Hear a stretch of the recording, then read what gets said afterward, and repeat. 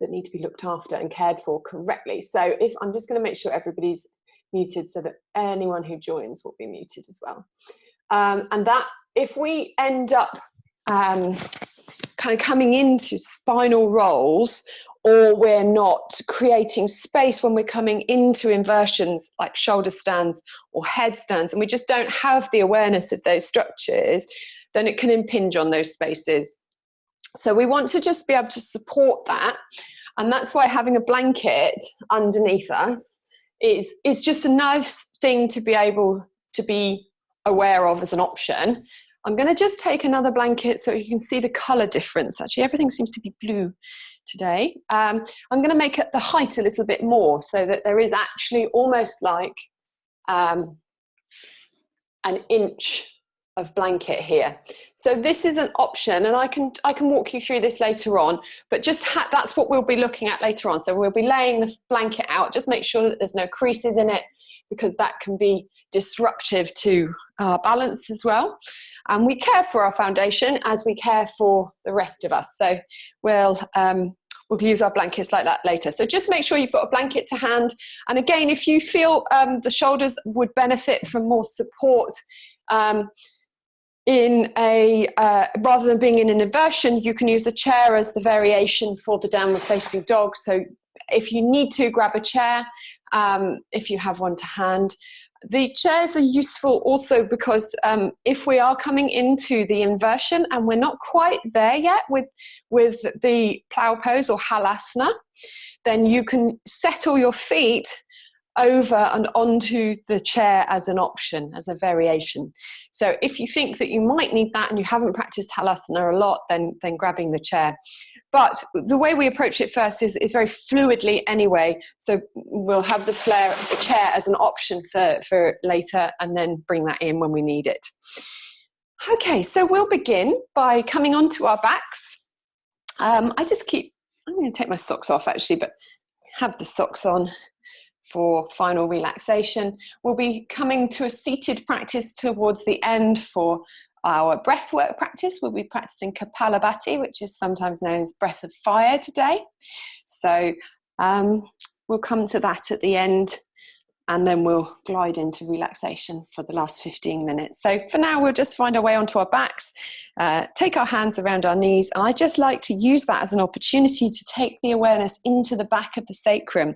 So as you roll down, drawing the belly button back towards the spine to help support you, as you then rest onto the floor, you can reposition your feet if you need to. Just take the feet around hip distance apart and start to arrive here in this shape. So we're really starting to settle and soften.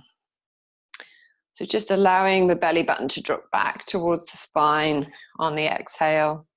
Really soft in the belly. And noticing as the breath comes in, how the belly balloons up. And see if you can really allow this to be as free as possible, so that the whole of the lower belly region is just very soft through the back of the waist, around the sides. And feel into the spine here, in the lumbar spine. And you might even just like to take the hands underneath the lumbar spine and just notice if there is actually a big gap, or maybe not such a big gap, or how big the gap is between the lumbar spine and the floor. So how much that arching is happening.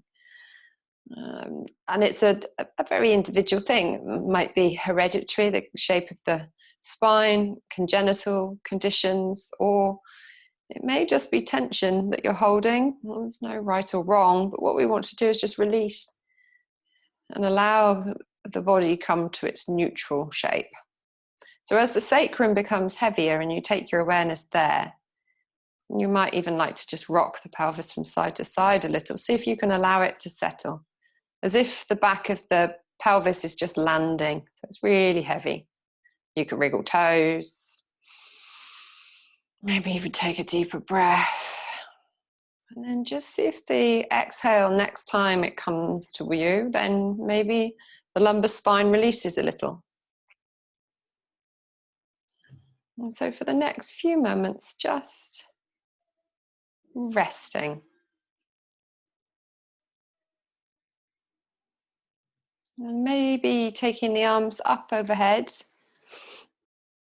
and drifting them above you if that's comfortable. So landing the hands somewhere out there, noticing how the shoulders feel. Maybe you need to wriggle. Maybe they need to be quite bent at the elbows just to allow the upper body to start to soften. So you're taking your awareness to your torso here and the back of the lower ribs, and notice what's happened down into the back of the waist. See if you can soften the back of the waist back down to the floor. So just letting it rest again here. And just watching as the body starts to release. So as you let go of the arms, as the arms start to rest into the support beneath, you might need to wriggle. If you need to wriggle, do it. Find that kind of comfortable place. And as the shoulders start to let go of sort of shortening on the front of the shoulder, the pectoral muscles, front of chest, and they start to lengthen, the muscles start to release and let go, then the arm bones start to release heavier towards the floor. And maybe over the next few breaths, you might even be able to let the arms drift out above you so the elbows start to straighten a little bit more, just feeling into that. There's no need to go too far, too fast. Notice if you start to play with the shoulders and the arms, maybe the back of the waist starts to become a little more arched, and see if you can just soften that back. Take the awareness down to your feet and start to wriggle your toes and spread them. And as you lift all of the 10 toes, see if you can spread the toes and just notice how the big toe mound presses into the floor. And then take your awareness through the outer edges of the feet and press the little toes into the floor. So there's this sort of sense from the front of the foot that there's a broadening, almost like you're fanning out from the heel all of the toes. The whole of the foot though, not just the toes, all of the bones that reach from the front of the ankle out to the toes. And then you can lay your toes back down, and there's almost like there's a gap between, it might be an imperceptible space between each of the toes, but they're still spacious, and the toes are sort of long. And then as we exhale, you could drift the arms up, maybe just start to find the palms of the hands turning towards each other. You could roll the head from side to side and rest the feet into the floor and just find your way up into your first bridge pose. So very gently, sort of almost lazily, just being into a little soft and loose bridge pose. Pelvis doesn't have to be high in space. So just making this practice yours and coming up and down whenever you need to. So finding your way through a bridge pose that feels as soft as you can, as sort of open as you can. And maybe some of the bigger movements that come through the pelvis to loosen off, or maybe consciously, actively lifting the right heel and rolling it and placing it back down, doing the same through the left. Or maybe wriggling a shoulder and loosening off the arm to allow the rib cage to start to settle. So there's this sort of awareness of the ribs and the torso and the upper chest for the breath to sort of come into this space effortlessly. Belly is soft, so we're not restricting the belly coming down into, or the breath, coming down into your belly. So the diaphragm can freely sort of descend, and as that happens, the belly naturally kind of expands a little as the gentle massaging of the diaphragm, drawing down, expanding through the rib cage, finding breath coming in. And there's this sort of effortless quality to this. So we're really working with not controlling the breath, we're just sort of watching how the body breathes effortlessly. And with this whole sort of body softness from fingertips down into shoulders, from shoulders down towards the tailbone and the pelvic floor, from toes all the way through ankles, knees into hips. Just rest the pelvis back down to the floor, land it there, and let the knees draw in towards you. You could take the hands towards the knees and just rest back into stillness here. Notice what's happening through the shoulders, and if their habit of sort of gripping across the front of the shoulders here is still there, then just consciously soften. Let the shoulders, upper arm bones be heavy. So the front of the chest almost broadens, and it's not a forceful action. We're not pressing the shoulder blades into the floor. We're just exhaling and allowing it to soften. Soften around the jaw, brow and forehead. You could tuck the chin consciously, just letting the head tilt forwards a little bit more to lengthen through the back of the neck. And then just notice the breath here. Notice the belly. Maybe on the exhale here, the belly naturally sort of hollows out a little bit. And then we're going to start to warm up. So we'll just roll the feet and the ankles a little. And then just drift the feet up into space, and you can roll the wrists, and the arms can drift up as well. So everything just starts to loosen off. And see if you can find that sort of movement through the limbs that is independent to the torso and skeleton. So pelvis and head and upper chest and ribs are all nice and heavy and rested, like that lovely pebble, heavy stone in wet sand.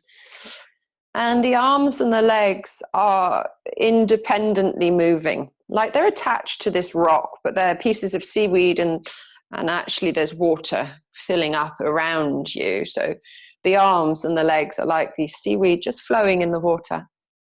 And when we're exploring these movements, keeping the torso grounded, so there's a sense of containment, if you like, through the sides of the waist. We're not overly crunching and holding tension, but we're holding stability so that the pelvis doesn't tip and tilt, and the rib cage feels settled, and the arms can float freely out from the shoulder joints and exploring above you and to the sides of you. So we've got sort of 180 degrees, including the above bit and to the sides. And the same with the legs. And notice maybe one leg seems to be able to move more easily than the other.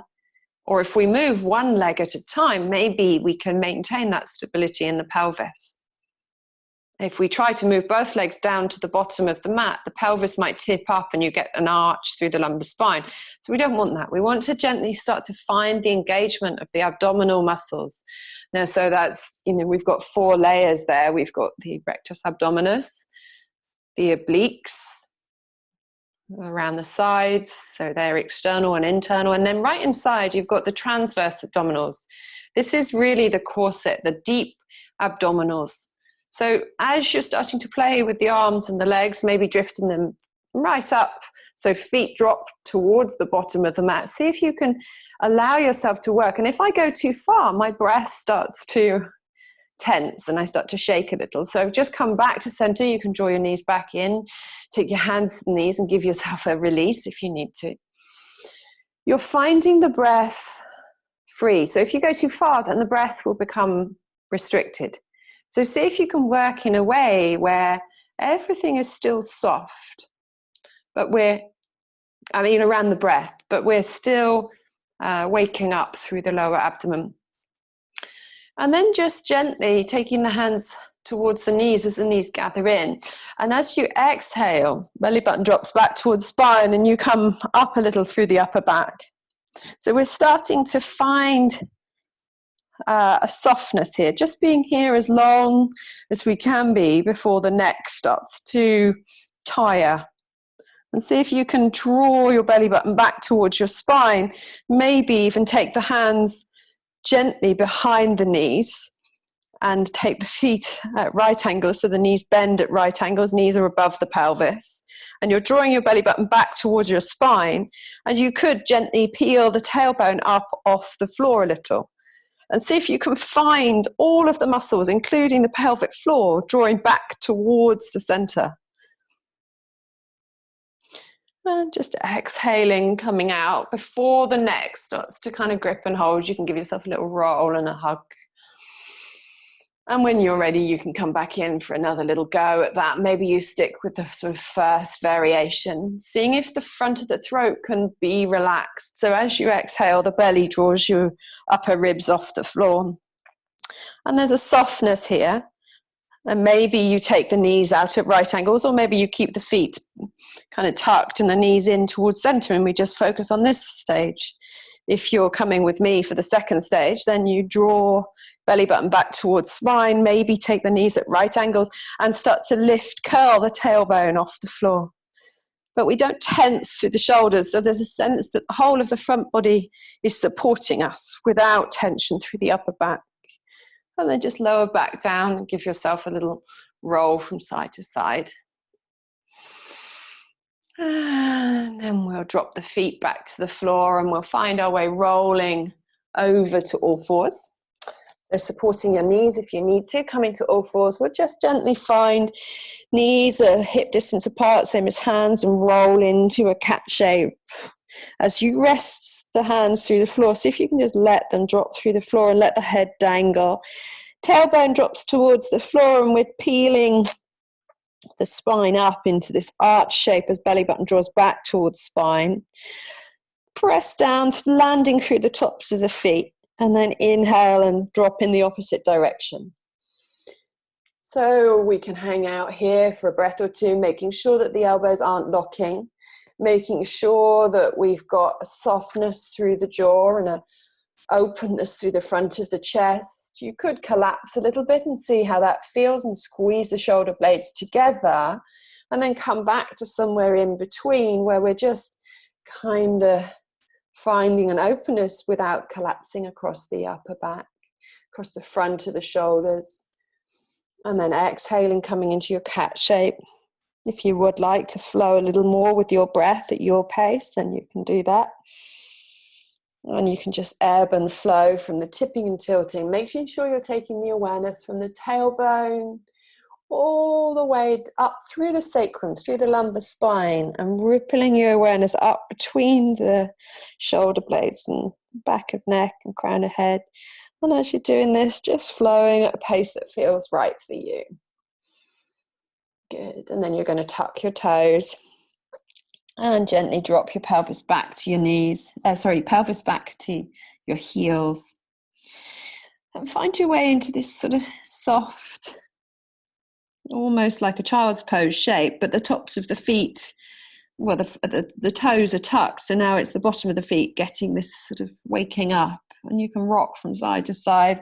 Gently lift one hand and sort of remind that hand to be open and loose as well, coming up into the arms. So we don't have to just lock the shoulders or feel that sense of gripping across the upper chest. We can now start to breathe into the lower ribs here, and we find the lumbar spine coming into a gentle little flexion. But seeing if we can take the tailbone and the sit bones back away from the crown of the head, so there's a nice long spine without the shoulders becoming closed off, keeping everything lengthening. And then gently coming forwards again and just lifting the knees up, floating them up, and then finding your way into your first downward facing dog. Keeping the feet nice and open and soft. So finding that little fanning out through the balls of the toes, so the toes grow long from the front of the ankle, from the heel almost, out of these wonderful structures in the feet. And as you pedal your knees, releasing the hands as well. So you're just sort of padding everything onto the floor. So we're just starting to warm up, gently moving in whatever way we feel to loosen off this shape. Take your awareness to your shoulders and the back of the neck. Make sure the head is not holding. So giving that a little shake. And we'll find our way to a very loose downward facing dog. And then finding your way, walking fingertips back to toes into forward fold. So see if you can ground here. We come to the exhale and we release the feet into the floor. And this foundation, it's quite important for us to find that foundation, to exhale and to release and to hollow the belly out. So there's a natural sort of hollowing here as the belly button draws back towards the spine. And you can wriggle a little and swish and sway your tail. Notice if the pelvis becomes fixed or held, it's because the legs are loose, holding on, sorry. So just loosen off the legs And see if you can use a little bit of support through the hands, either the knuckles or the fingertips, to let the rib cage become a little bit lighter so that the pelvis can become a little freer. And so can the legs. Make sure the head is loose, nice loose soft head, so that doesn't hold tension. The neck is lengthening. We can move a little in this shape. It's nice when we start to warm up, to move and to wriggle, loosening off the feet and making sure they don't grip. And then after a little bit, once it's nice and loose, this shape might come towards a bit of stillness, and we follow the breath. So as we exhale, we see the next exhalation, and we just come towards resting a little deeper through the feet. Inhaling, coming out a little, and exhaling, softening. And notice when that softening and that release comes to a kind of an end, and it's drifted towards gripping and holding, and come out a little. Loosen off, and then exhale in a little more. And then bending the knees, and use the legs to bring you up, drawing belly button back towards spine to find your way into chair pose, drifting the arms up, seeing if the arms can be as loose as they were in the downward facing dog, so the shoulders don't need to grip and hold, and coming to a quieter space. If you can't find, if the shoulders do come into that gripping and holding and you can't find looseness, you could take the hands out in front of you somewhere. And just take your awareness to the rib cage. See if you can allow the ribs to really be free enough to be inhabited by the breath. So it's sort of like a breathing vessel. The cavity is almost like a cylinder for breathing. And there's this lovely freedom in that. Notice where there might not be. See if you can maybe wriggle and move and loosen through the upper back and the neck, and soften around the face and the jaw.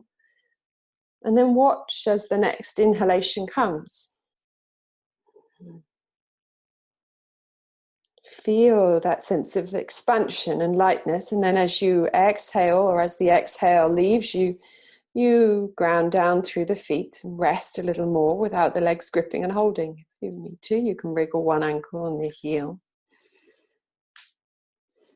And then we're going to take the hands to the hips, and all we're going to do is step forwards through the left foot, keeping the hands on the back of the pelvis. Here we're going to keep both legs straight, so we're finding our stepping forward fold, and you're going to fold a little over.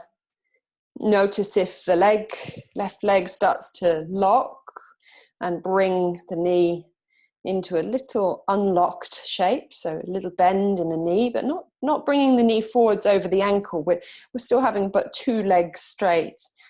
And we're gently drawing the belly button back towards the spine so that we can lengthen through the spine rather than collapsing and rounding forwards yet. We're just keeping that stability through the legs, waking up, priming the legs to supporting us without gripping and holding. So see if you can kind of find that springiness through the front and the back leg. You can lift the toes and spread them, waking up the inner arches and tucking the chin and keeping the shoulder blades kind of on the back so that the shoulders don't collapse forwards. The elbows can be nice and light. And then just dropping left fingertips somewhere towards the floor and keeping the front leg straight and the back leg straight without going sleepy in the feet. So take your awareness to the feet and notice if they've collapsed through the inner arch, and keep them awake. Keep that springiness through both feet so that the legs can remain awake and the pelvis can feel not held in space. So we've got a nice free pelvis and the spine can lengthen out without collapsing through the upper back. And maybe this is not quite right for you, or you're not there yet, then you can come back out and be in a more upright position with the spine just folding partially forwards. So just making it right for you so that you're in a place where you can explore that sort of openness through the front and the back of the spine. So there's length without collapsing through the front body. And then all you're going to do is step the back foot towards the front and come back to your chair pose. So no fuss, don't worry, it doesn't have to be deep in the chair pose. Maybe we come out a little and find a less deep shape to invite the body to be nice and loose here before we come a little deeper when we're ready.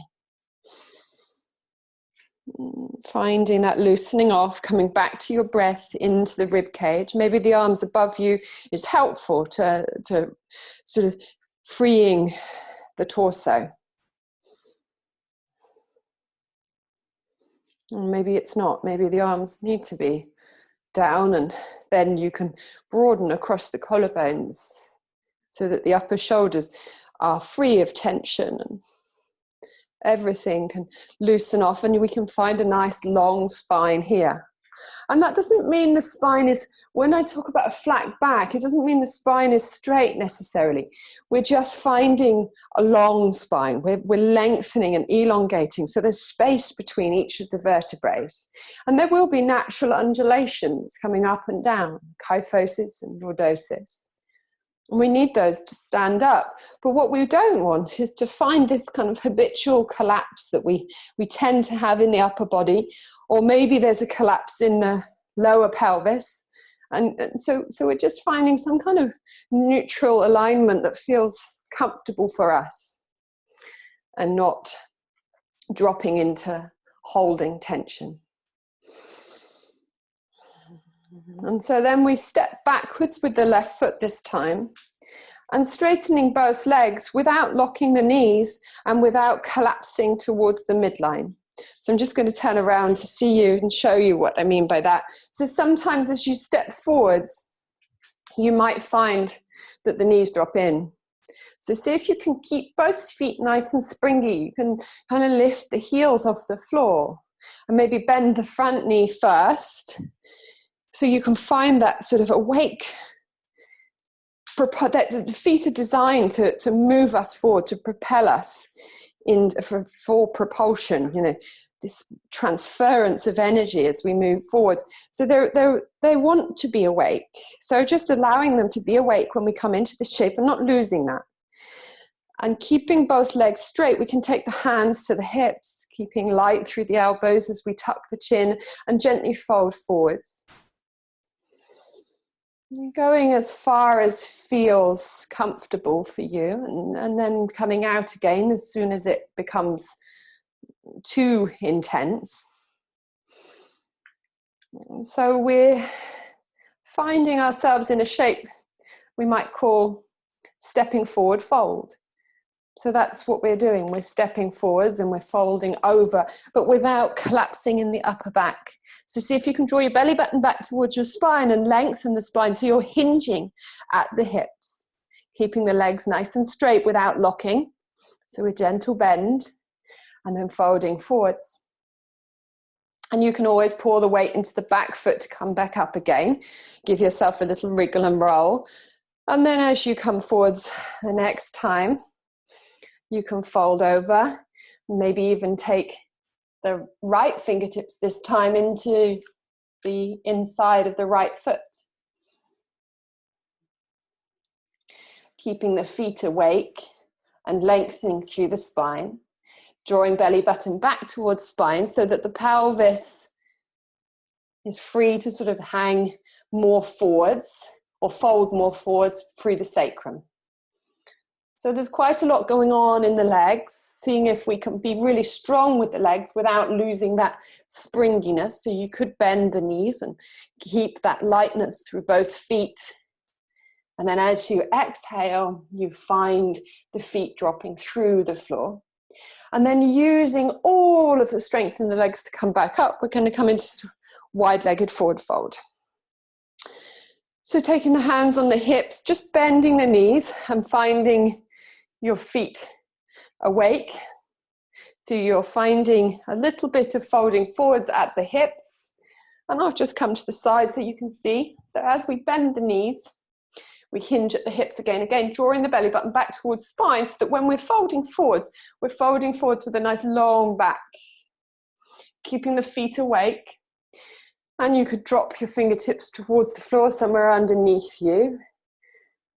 Maybe you could walk the fingertips a little further forwards and start to find the rib cage, exploring folding forwards. But doing this without rounding through the upper back. So if we're not free in the hips, then we're not going to fold as far forwards. So make sure that you hinge at the hips. And maybe we only come this far with a flat back, because if we have to reach towards the floor, we're rounding.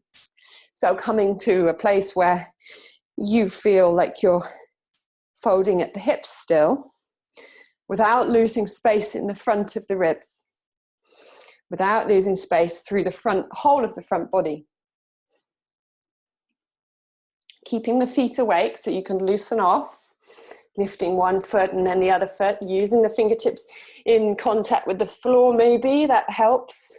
But keeping the grounding through the heels of the feet. So as you exhale, we inhale, come out, and exhale, drop in a little deeper.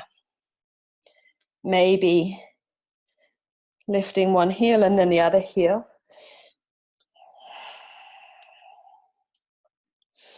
And when you're ready, you can walk, if you've had your fingertips further forwards, lengthening through both sides of the body, walk fingertips back and walk your fingertips over towards the left foot.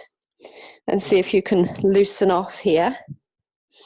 And I'll just turn around so you can see that. So you're keeping your toes facing forward.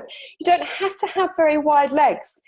If we go wider, we tend to sort of hang out and lock the pelvis. So coming a little bit closer together with the feet will allow you to still free the pelvis, so you can wriggle the tailbone as you gently explore a slightly left hand version, and then walking the fingertips over to the right foot so you're finding what this side feels like.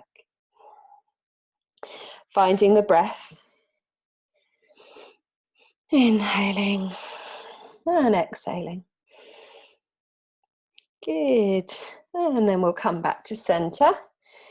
And we'll bend the knees very deeply and come back up to standing. Come up to the top of your mats, and we're going to find our chair pose again. And then we sit a little deeper without collapsing through the feet. And as we sit a little deeper, maybe we can loosen off the arms without losing the connection to the lumbar spine. So the fingers feel open, the hands are turning towards each other. There's a gentle tucking of the chin, so the crown of the head lengthens away from the tailbone as you maybe drop deeper without the knees dropping in and collapsing. So there's always this place between kind of effort and effortlessness.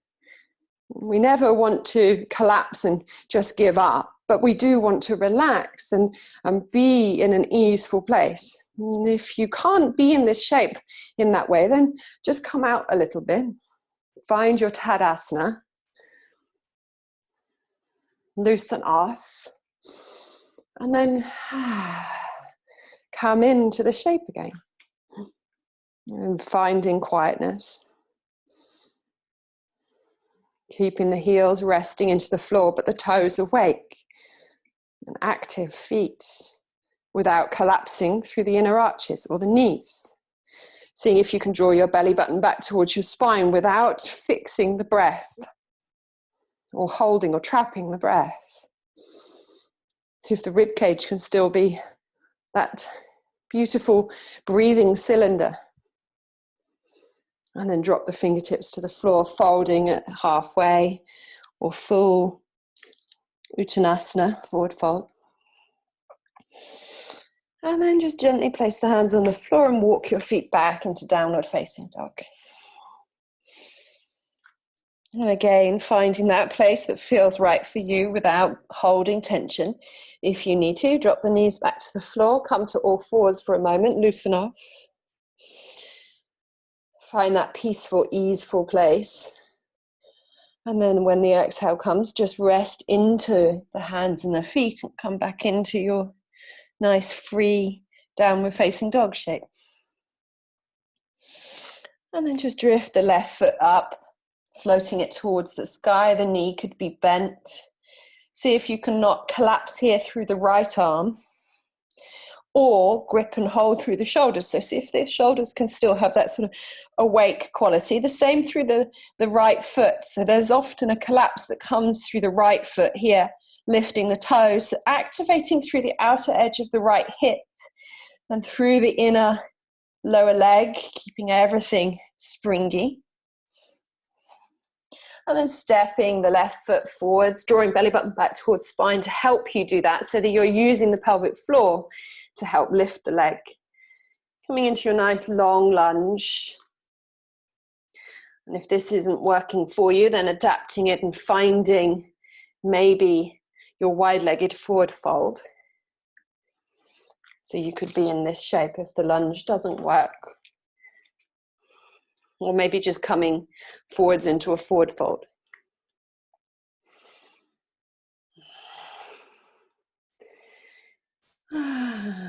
And so freeing the pelvis, loosening off the shoulders. Notice if we've found a collapse through the upper back. So I've got a tendency here to flop my head towards the floor. So see if you can gently let the pelvis sort of rest a little lower so that we can lengthen through the crown of the head without collapsing through the upper back as the hips gently start to open and release. But we're not just letting the pelvis hang out. And so there's a nice kind of freedom to the pelvis, but it's not collapsing.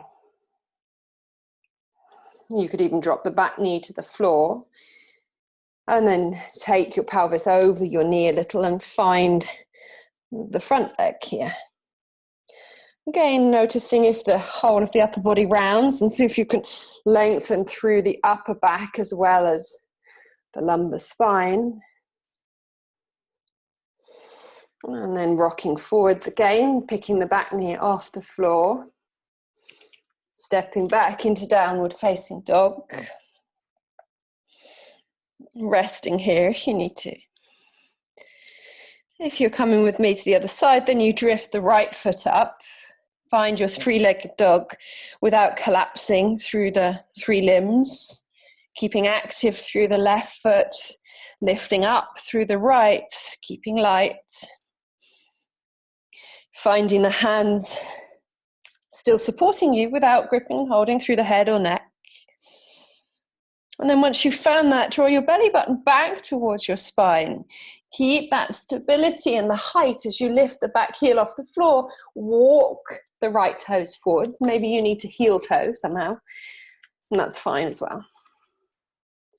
And find your way into your forward lunge with the right foot forwards. So you could drop the back knee to the floor straight away, or you could be in the high lunge for a little bit, seeing if you can not collapse and round through the upper back, but allow the pelvis to become freer so the spine can elongate out as the pelvis drops a little, and the upper shoulders can loosen off, crown of head lengthening, so we're not dropping the head towards the sky.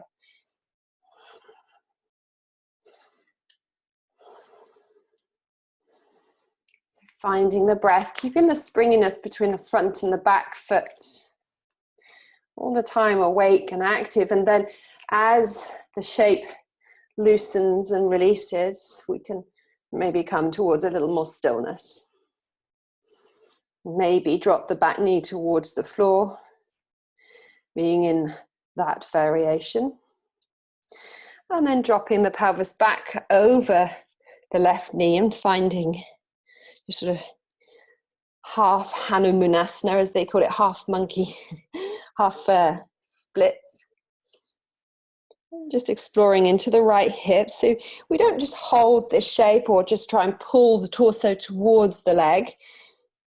We invite a little movement, a little wriggling, and lengthen through the spine. Excuse me. Finding your breath, inhaling, coming out a little bit. And as you exhale, you can soften in without collapsing or without pushing and pulling. Finding the heel resting into the floor as the right hip draws back away from the right heel. And then coming forwards again into your high lunge.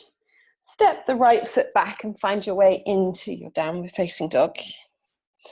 And then just drop the knees back to the floor. We'll find a couple of cat-cows. Without without locking your elbows. And we'll come back to a neutral spine. So belly button, draw back towards spine to keep the pelvis stable.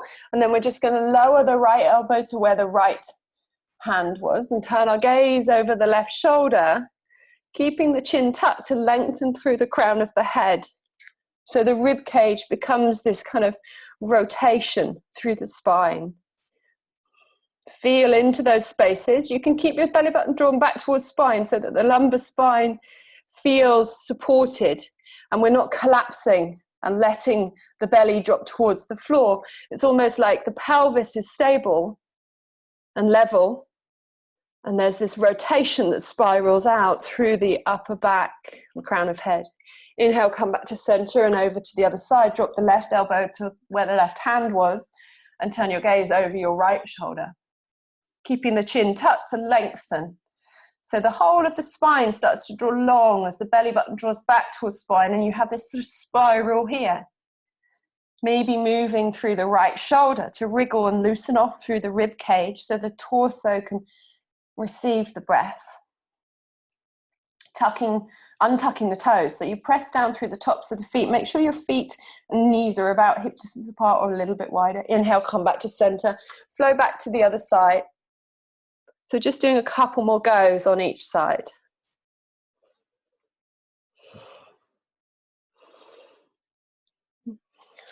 And whenever you're ready, changing sides to the final side for the last time. Using the breath to really start to find that space on the inhale and that release on the exhale. Good. And then we'll come back to center. So neutral spine, just take your hands around. We've started warming up the wrists a little. We've done a lot kind of through our downward facing dog. So just using this as an opportunity to move around in circles and then change direction with the pelvis. So just spreading the fingers and starting to build that strength through the wrist joints. Good. And then we're going to find our way coming onto our sitting position. So just coming onto our sit bones and then rolling the wrists to release them. And then what we're going to do is find a little bit of the tabletop pose. So we'll just roll the shoulders, and actually let's just do the quick little shoulder exercise. So I'll come around this side to look at you. Maybe you sit in the same way.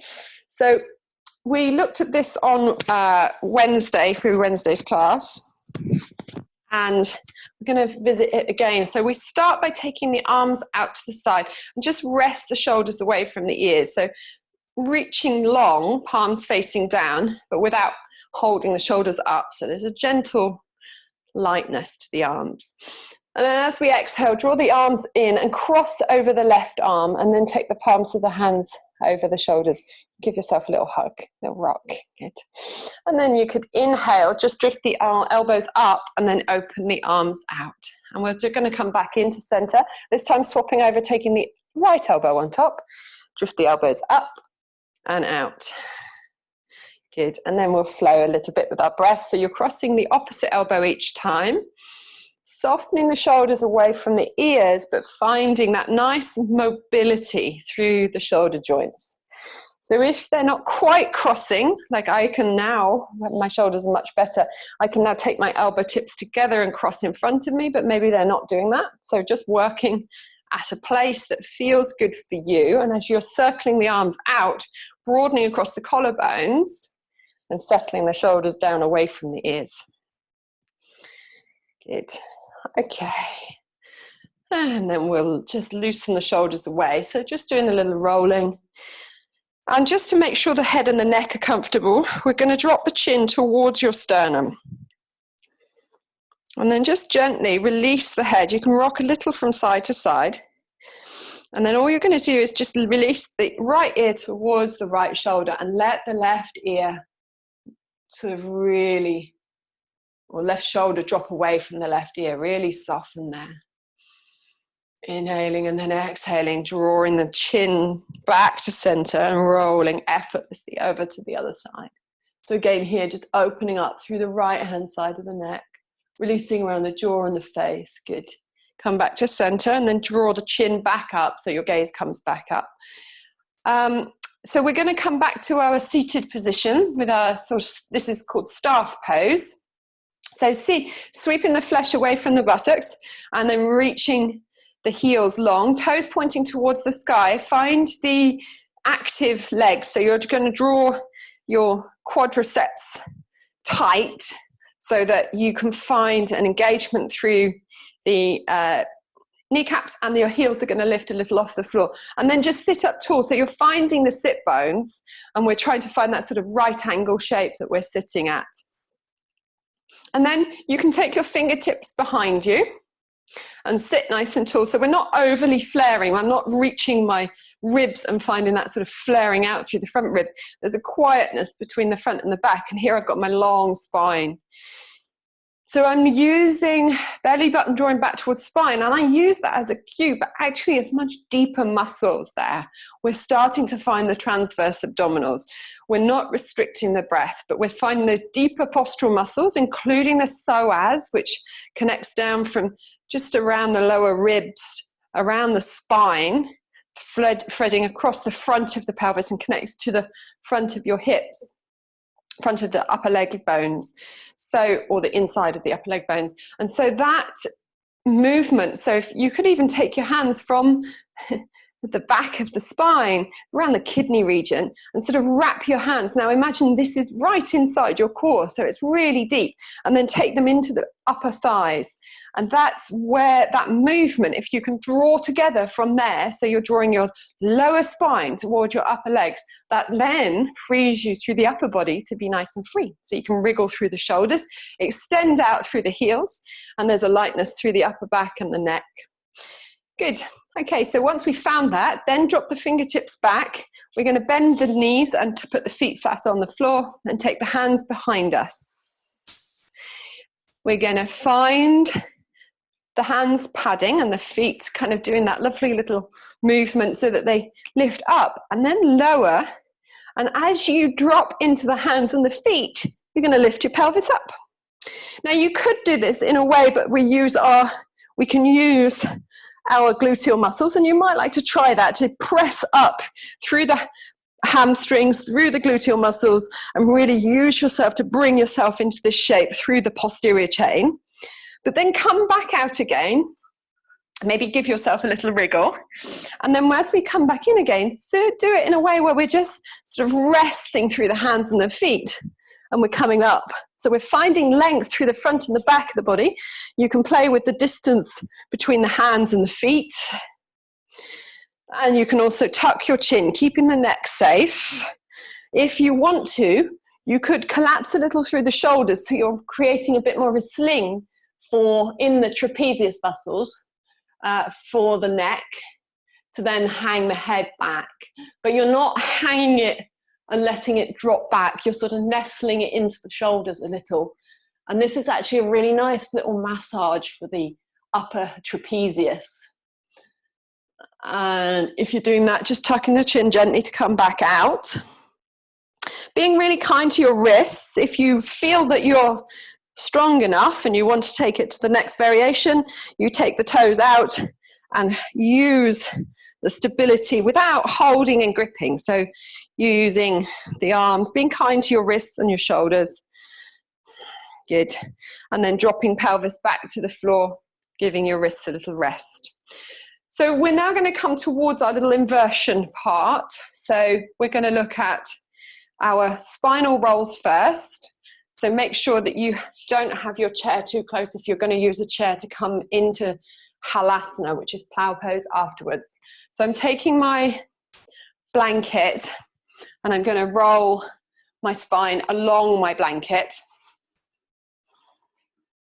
so that it feels supported. And so when we sort of approach this, we want to be very fluid at the beginning. So we're just sort of seeing where the spine can move to without any over-efforting. So that sort of lack of tension is very useful. So as we sit nice and tall through the sit bones, you could take the hands to the fronts of the knees. My feet are around hip distance apart, sitting nice and tall. And then soften the shoulders away from the ears. Just gently round out through the lumbar spine. So we're rocking onto the back of the sacrum and then coming back up to the sit bones. Exhaling back. Now it's important to find where the pelvic floor is in this. So as you rock back, just gently draw your center of your perineum so that the front and the back of the tailbone and the pubic bone on the front and the back of the pelvis almost squeeze together and then come back up. So there's a sense that you're finding that stability and containment. And actually you're going to find the control of the pelvis to lift that up overhead by being aware of these structures. But it's almost like it's not a conscious effort. It's just if we wake them up, then they help us get there. So as you rock back next time, you're gently going to release your hands and find a little bit of a roll. See if you can keep the arms nice and loose. So you're going to flow. I've got my blanket underneath my spine and you're flowing at a pace that suits you. Keep your chin in line with your sternum. So try not to turn to the side once you start doing your rolls with your head to look at me. So just make sure you're keeping your head and the neck safe and enjoying a little spinal roll up and down, up and down. And maybe you're coming towards a plow pose. And if it's possible without the chair, you can just find yourself resting in the plow pose where the toes drop over towards the floor above you. And you could then rest the arms down onto the floor. Gently drawing the belly button back towards the spine, so you're keeping a nice opening in the lumbar spine without collapsing there or collapsing into the upper neck. If you need to, I'll just come back out and I'll show you the variation for the chair, with the chair. So you just use your chair.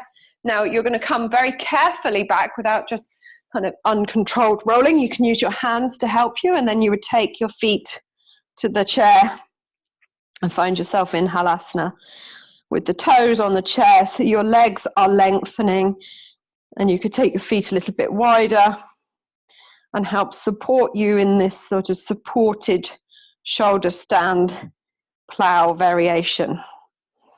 If you need to, you could rest a little more through the legs on the chair. So just being very mindful of what's happening in the upper back. I've got my neck or my shoulders are just on the edge of the blanket, so there's actually height underneath my shoulders, so my back of my head is lower than my shoulders, which gives space there. And if you can stay in the plow pose or you could come back out, but if you're in the plow pose without the chair or with the chair, you are welcome to then see if you can explore kind of coming out a little bit with the feet, so the feet drift up and you'll find your way into a very bendy kind of tricky shoulder stand. So I've got my arms out in front. If you're looking, make sure you're not looking at me whilst you're trying to do this, and you can come in and play with it, but without trying to look at the computer monitor or the device. And so as we find the feet lifting, the pelvis becomes lighter and the back of the head and the shoulders really support us. So there's a balance there.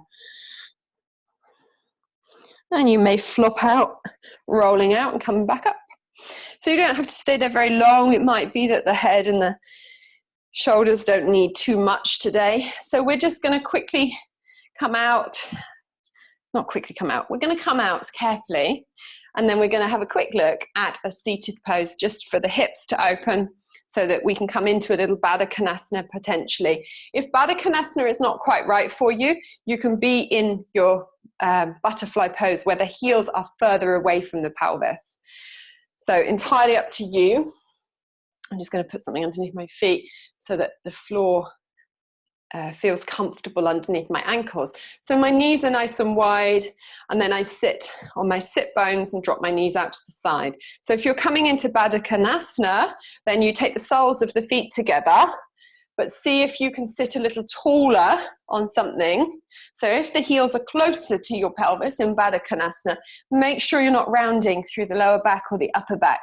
So if the pelvis has a tendency to tip backwards because the knees aren't able to release, sit taller on something underneath your pelvis so you can have a nice long spine, and then allow the knees to be nice and light. And all you're going to do is take the hands to the front of the ankles and gently rock your pelvis back and forward. So I'm not rocking through the upper back.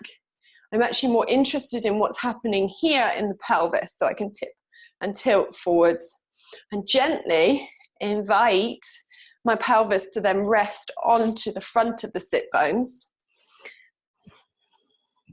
so that I can sit tall and then fold forwards from the hips. But I keep the knees nice and light, so I press the soles of the feet together and just keep everything loosening off. Good. And then we're going to come back up, come out to a comfortable seated position. So release the legs. I'm going to sit on a bolster. You can sit however you like. I'm actually going to kneel. So I'm putting the bolster underneath my sit bones, and I'm kneeling with my knees together and my front of my ankles opening. But come to a comfortable seated position. We're going to look at Kapalabhati breath, which is the breath of fire. So when we look at Kapalabhati, if we just observe the breath for a moment, so if we close our eyes first and just sit with our hands somewhere in our laps and just start to watch the breath. So if we soften the gaze, make sure that there's, if we need to also, you might, if you've got any sort of stuffy kind of congestion in the nasal passages, you might want to grab yourself a tissue just to blow your nose to clear your nasal passages first. But if that is the case, you can always stick with the first variation. So you can exhale through the mouth, but eventually we take Kapalabhati as an exhale through the nostrils. So as we start to close the eyes and soften the gaze, just sitting nice and tall, make sure the whole of the posture is kind of comfortable. And you could rock forwards a little bit onto the front of the sit bones and then gently back a few times. So you're just starting to really settle the pelvis into a very comfortable seat. So the spine can gently lengthen out through the crown of the head, softening around the jaw and the face. Take your awareness to your breath and just start to notice the breath. And as you watch the breath for the next couple of inhalations and exhalations, or rounds of breath, and inhale, exhale is a round. Just notice how the inhalation is the active part. The body sort of works to find the inhale. And the passive part of the breath is the exhalation. So there's this sort of really softening on the exhale. So there's a sense of letting go. And this is the breath this is our natural breath that we work with through our practice. And the undisturbed breath is the breath that is the most advanced breath. But sometimes we need to help the diaphragm to release tension. And we also need to strengthen the abdominals, or maybe even learn to engage the abdominals and then strengthen them in order to really help breathing be as optimal as it can be. So there are sort of habits that creep in that might be not actually helping us breathe as best that the body can when it's balanced. So a practice like Kapalabhati is very good for that. And in Sanskrit, it's called a kriya, or a practice or an exercise, a kriya.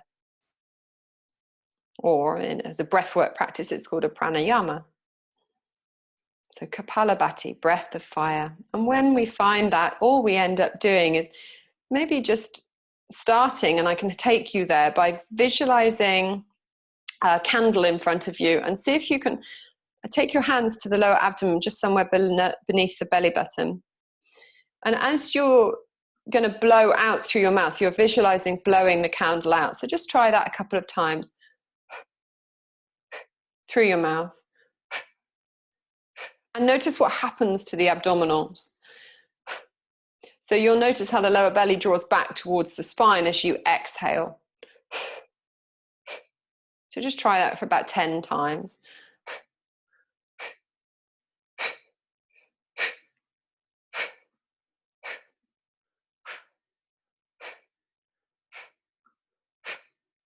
And then just release. And as you were exhaling, you were consciously moving the effort to the exhale rather than the inhalation. So you could now, and actually what happens is it's the transverse abdominals that are affecting that. So they are actually now initiating the exhale rather than the diaphragm passively kind of drawing back up on the exhale, which forces the exhale out of the lungs. We are now closing the corset, if you like, or the sides of the waist around the lower belly region, which pushes all of the lower belly organs up onto the diaphragm, which is our dome-shaped structure at the top of the lower abdomen.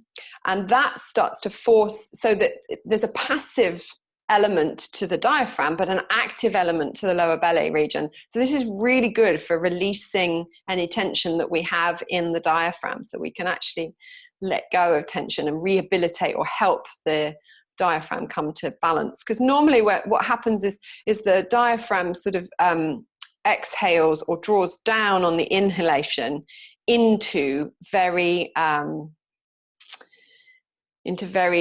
soft or unconditioned belly, weak belly muscles. So what we're doing here is just activating through the core. Now, one thing that I just want to bring us to before we move into a little brief practice is that we need to also make sure that as we're exhaling, and you could just take your fingertips back to the lower belly again and find a couple of the exhales through the mouth. And as you're exhaling, blowing the candle out, see if you can draw your belly button back towards your spine using the transverse abdominals and all of the side waist, but also finding your pelvic floor drawing up at the same time. So this is especially important for women. I mean, it's important for all of us to make sure that we're breathing efficiently. So we don't want to just be squeezing around the sideways and allowing the exhale to then collapse into the pelvic floor. We want to initiate the movement to come right from the bottom, like we're squeezing the whole of the bottom of the tube of toothpaste.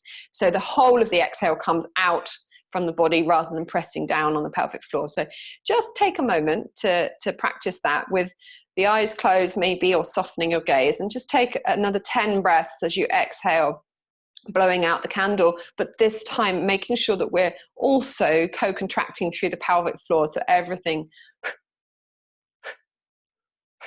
works together.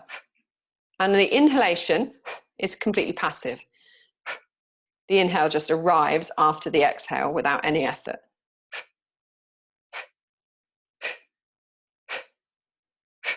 Okay, whenever you get to your 10, we're just going to take a breath for a moment or two. And then what we'll do is we'll do a round, and you can continue out of the mouth if that's where you're comfortable, but we'll do a round of 20 or 10 if you need to stop at 10. We'll aim towards 20, but this time we're going to close the mouth and exhale the exhale through the nostrils. So it will sound like this.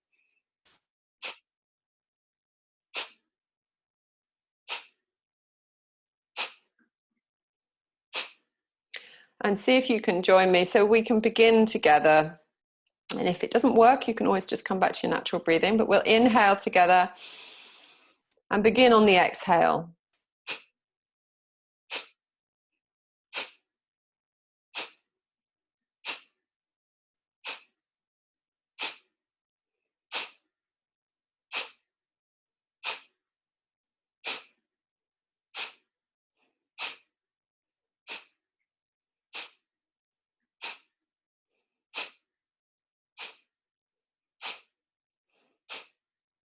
Whenever you get to around 20, just pausing, letting the breath come back in. And just letting the breath rest. And you can practice that for another couple of rounds. We don't have the space today to do it. We're going to come onto our backs for our final relaxation for the last few minutes of class. But if you do start practicing it, then the abdominals actually start to work as well, and you might even feel an engagement there. So whenever you're ready, you're going to slip off your support and you're going to find your extra layer to come back down onto the floor.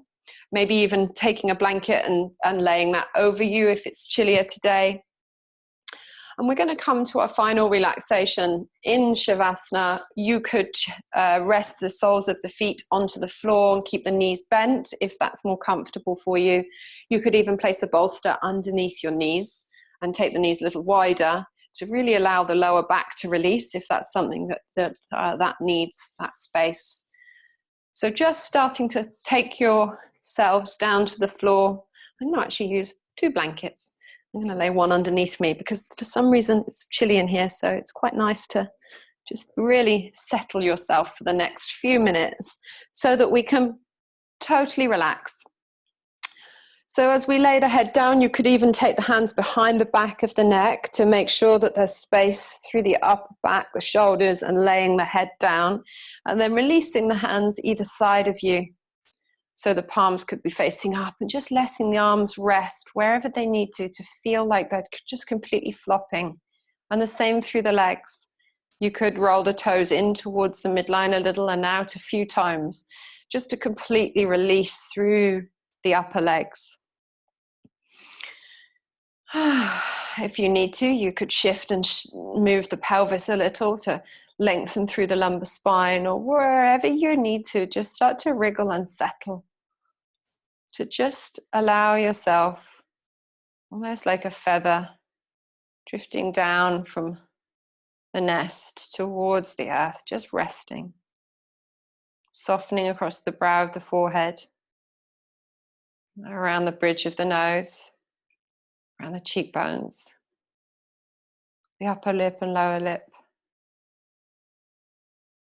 around the jaw, base of the tongue. So really, really softening here. Softening around the ears and letting the whole weight of the head become heavy, resting into the floor. Drifting your awareness through the back of the neck, softening here through the front of the throat, across the collarbones, upper shoulders, out through the upper arm bones, elbows, forearms, wrists, across the palms of the hands to the fingertips. Everything from fingertips to elbows to shoulders completely rested. From shoulders across collarbones to the center chest. So guiding your awareness here around the rib cage, softening and releasing.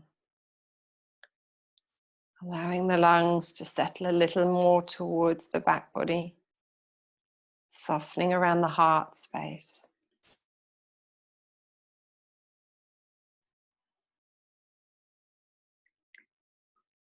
With every breath, letting go a little bit more. And then from the rib cage and upper chest down through the diaphragm, lower belly. Really relaxing, releasing and softening. Allowing the pelvis to be heavy. Softening and releasing through the pelvic floor, all of the lower belly region, around the belly button, just letting that gently drop back towards the spine. Softening through the hips, upper legs, knees, lower legs, ankles, heels. And wrapping your awareness here around the soles of the feet and taking that softness all the way out through the toes.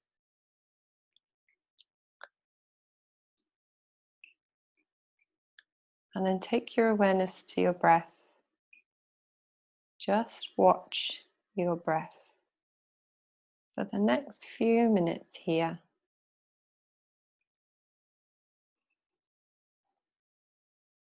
Completely committing and surrendering to softness.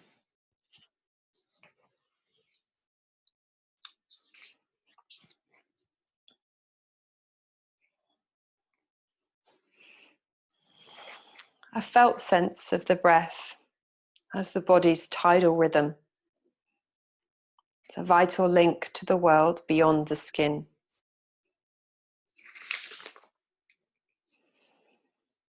Breathing is as effortless as a daisy turning towards the light of the sun. Until one pays attention, and then it becomes almost self-conscious. And our will plays its whimsical game. Our role here is to learn how to remain fully aware without any imposition on the natural ebb and flow. So for the next half a minute or so, just completely letting go, allowing the breath to be breathed, allowing the body to breathe. Like standing on the shore and just simply watching the waves as they arrive and depart. Arrive and depart. Come and go. Come and go. Come and go.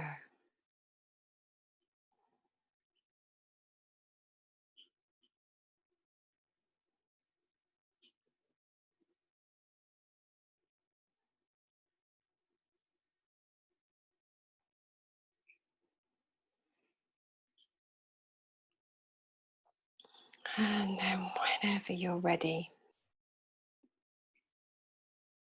you could stay here for a little longer, but we're going to start to come out.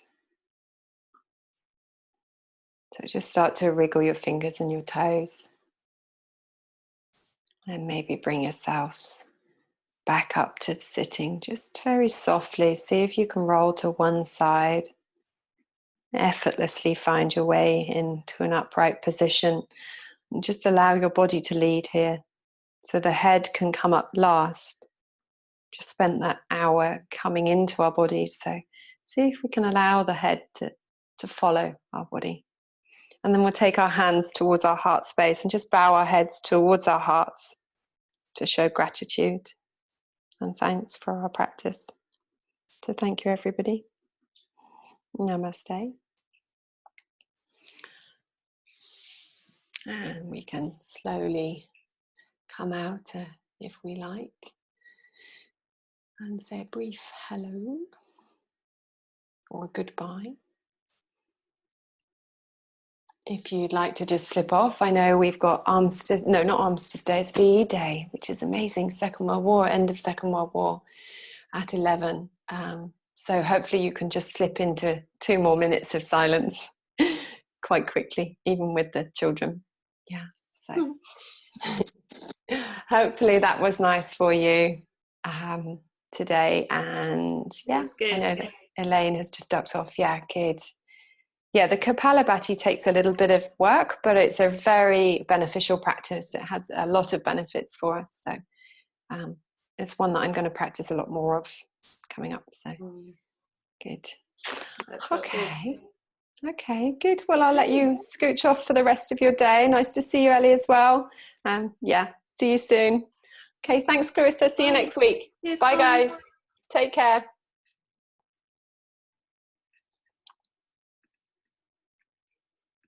Bye, Ellie. Bye, bye.